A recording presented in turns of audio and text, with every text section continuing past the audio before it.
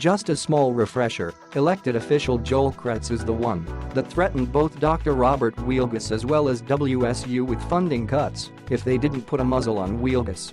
Elected officials like Kretz have no business in office. OLYMPIA, wolves in Northeast Washington could be managed differently than in other parts of the state under a bill endorsed Tuesday by the Senate Agriculture Committee.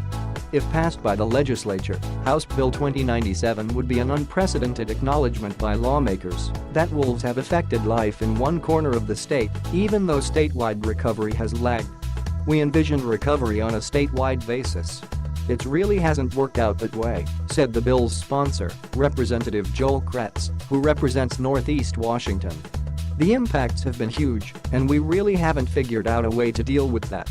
It's something we have to deal with, or we're going to be losing the livestock industry out there. The bill passed the House unanimously last month and received bipartisan support from the Democrat-controlled Senate committee. The legislation directs Fish and Wildlife to develop plans to minimize conflicts between wolves and livestock that distinguishes between regions that have met recovery goals and those that have not. The bill leaves it up to Fish and Wildlife to figure out the specifics. Washington's wolf plan carves the state into 3 regions and calls for each to have a reproducing population of wolves. The eastern one-third of Washington has surpassed recovery goals, while the North Cascades and South Cascades are not close to the goals. Fish and Wildlife already is reviewing the status of wolves and supports the bill, the department's wolf policy coordinator Donnie Martorello said at a hearing Tuesday. The cattle producers of Washington and environmental group Conservation Northwest also supported the bill, as did the Colville Confederated Tribes in Northeast Washington. The tribe allows some hunting by tribal members on its reservation in Okanogan and Ferry counties.